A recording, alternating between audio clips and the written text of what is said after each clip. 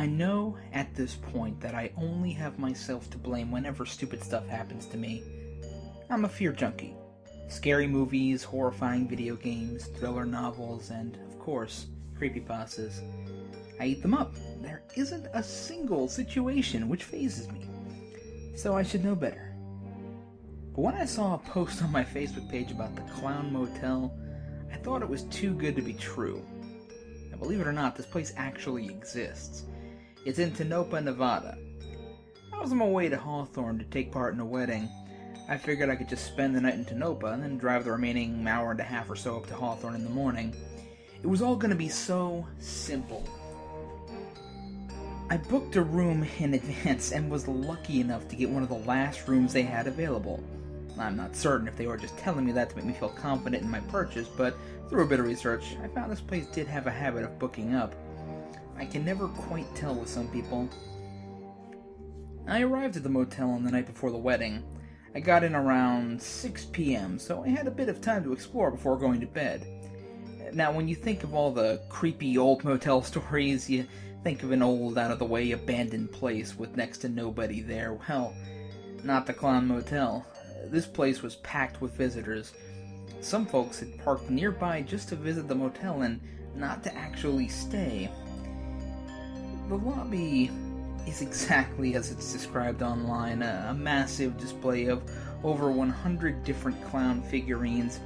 One thing to set straight right off the bat, I'm not scared of clowns. I mean, really, I'm not scared of anything, to be perfectly frank, but I'm definitely not scared of clowns.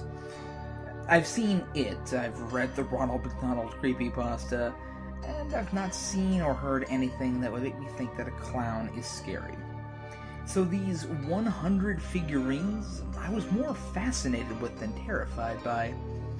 Considering each of the rooms was supposed to have a clown theme, I was looking forward to seeing what all the horror was about.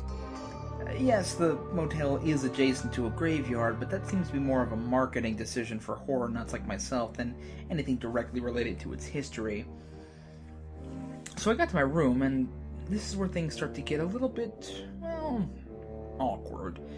It had been a very long road trip, and my last pit stop had been several hours ago, so I had some bathroom-related needs. While I was indisposed, the phone to my room rang.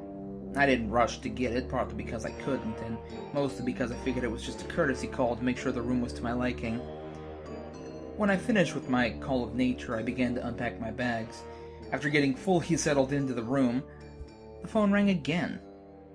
I answered it, fully expecting to hear the cheery hotel clerk. Before I could even say a word, I heard the unmistakable sing-song melody of a merry-go-round. I figured this was part of the experience, but it didn't sound like it was coming from the recording on the phone. There was a grainy popping and hissing, as if somebody was playing the song using an old-school tape player. "Hello?" I said, trying to play it off. "Do you like carnival rides?" The voice on the other end of the line asked. It was a deep voice, unnaturally deep, as though it was being purposely masked or modified in some way. "Who is this?" I asked. The line cut out as I expected it would. I hung up the phone and decided to make a call back to the front desk. When I asked the clerk about the call, she declined having made it. She said the only phones that were able to call into the rooms manually were the ones within the hotel. It was probably just another guest having a laugh. So, she said she would look into the records and find out who had made the call. The sun set, and I had almost put the unusual matter behind me. I left the room to go grab some ice. I figured alcohol would help me sleep, and I meant to have a bit more than my fair share. I returned to my room when I found a note stuck in the door. It was hastily written on a piece of hotel stationery. "Do you like balloons?" it said. The prank call was one thing, but this is way too personal. Somebody took the time to handwrite a note. And furthermore, I couldn't see any other notes on any of the doors nearby. No, somebody was targeting me specifically. I opened the door and shut it behind me, making sure to lock the deadbolt. I think that was probably one of the most amateur decisions I've made so far. I lay down on the bed, and a few moments later I heard a shuffling just beneath the mattress. Idiot, I thought to myself. Like I say, I'm a fear junkie. I've read everything on the subject. I should have known better than to go into my damned room. And now, there was somebody beneath the bed. So, I was trying to think of what to do next when the phone rang. It was the clerk. She had called to tell me that she had gotten the phone records from the person who had called me and found that it had come from one of the other guests' rooms. However, that particular guest had checked out shortly after the call had been placed. The hell he did. He's right underneath my bed, I thought. I wasn't sure what to do. I mean, at this point, there was some nutjob hiding in my room, probably waiting for me to either get up again, or maybe even just hang up the phone. I contemplated telling the clerk to call the cops or send somebody up, but those both had the potential of setting off the madman. Besides, that would have made things a little too simple. I decided to feign as though nothing was wrong. I figured it was my best chance of survival. I had the clerk on the phone. I just had to keep the conversation going until I could make a proper plan. I had to hope this guy wouldn't try anything while I was on the phone with her for fear of giving himself away. I casually struck up a conversation asking about some of the amenities which I honestly couldn't have cared less about.